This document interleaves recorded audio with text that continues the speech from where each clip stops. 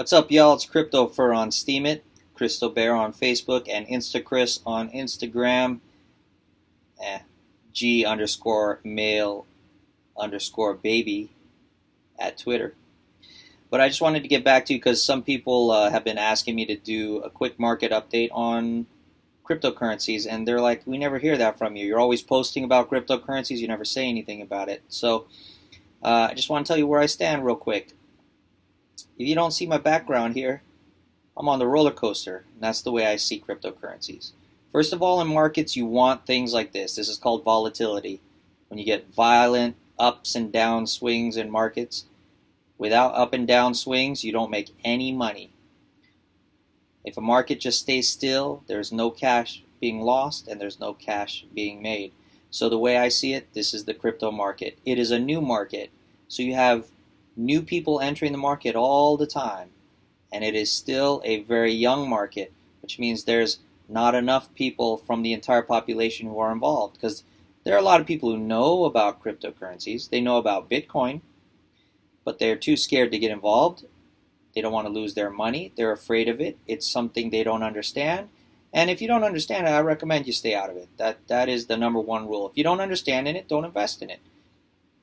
I had to do a lot of research before I got into cryptocurrencies, and I currently am in cryptocurrencies, and I hold them. I'll let you know that recently we've had a lot of ups and down swings, and people are scared of it. The down swings are the most scary. They're saying, oh my gosh, this is the end of Bitcoin. I got news for you. In 2008, actually in 2007, I was a commodities specialist. 2008 was the big crash. But 2007, everything was looking so good in the world. The media kept talking about how great things were. The stock market's rallying, real estate's going up. Real estate can't go down, it goes up forever.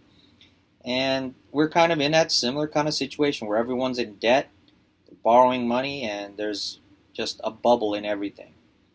Right? But back then in 2007, as a commodities specialist, trading oil, gold, coffee, wheat, things like that, all the commodities, and some financial markets, I was watching this thing on the news about Bitcoin. It's the first thing I heard about Bitcoin.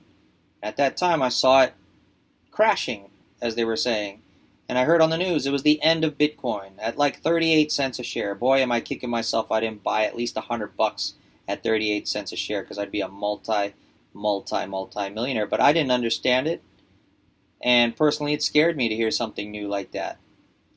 I thought they were stupid to invest in something like that. And now I reawoke when Bitcoin was trading at a couple hundred a Bitcoin.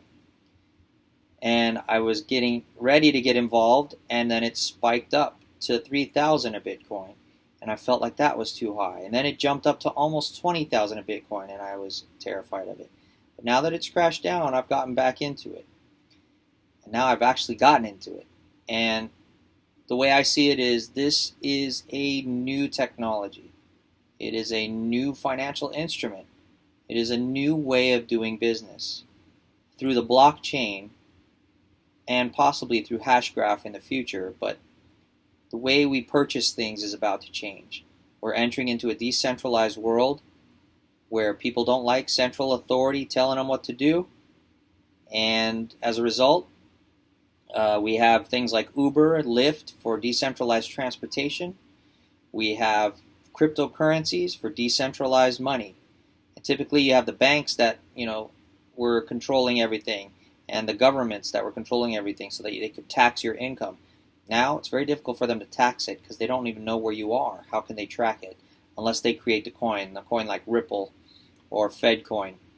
So right now everything is dependent on Bitcoin on the exchanges, because Bitcoin is like the dollar. It's what's needed in order to make exchanges, and they can't do atomic swaps. So you can't buy Litecoin and use the Litecoin to buy Monero yet.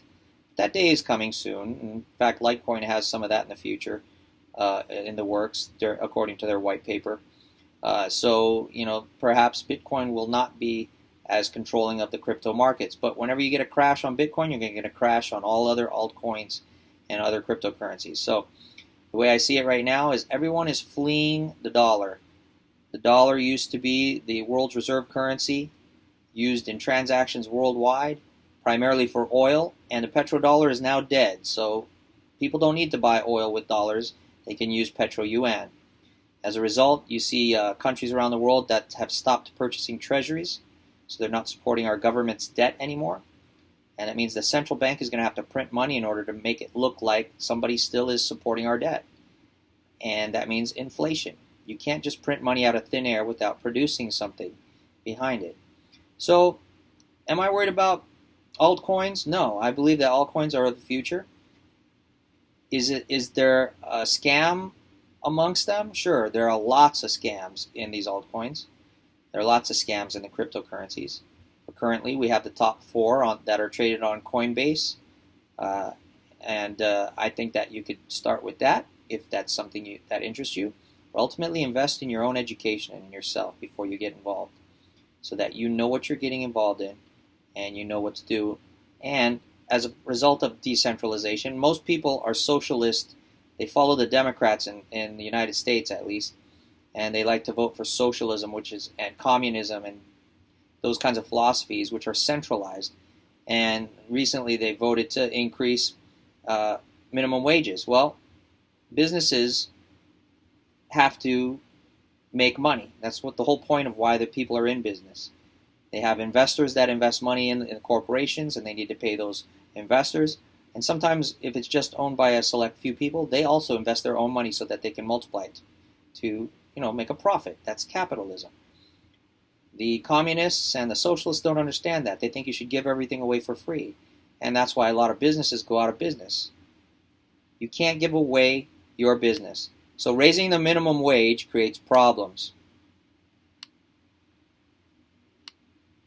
So as they raise the minimum wage, we're going to see businesses suffer, and we're going to see dollars increase in circulation. So you're going to have inflation at the same time as business contraction, which you'll see with Walmart, Sam's Club, I should say. Sam's Club just recently closed a lot of stores nationwide a couple days ago. All right, well, but that's my take on it. Buy and hodl. Buy and hold. And use your typical investment philosophy of buy low, sell high. Because as you can see, we're on a roller coaster. Take advantage of it. Take care, guys.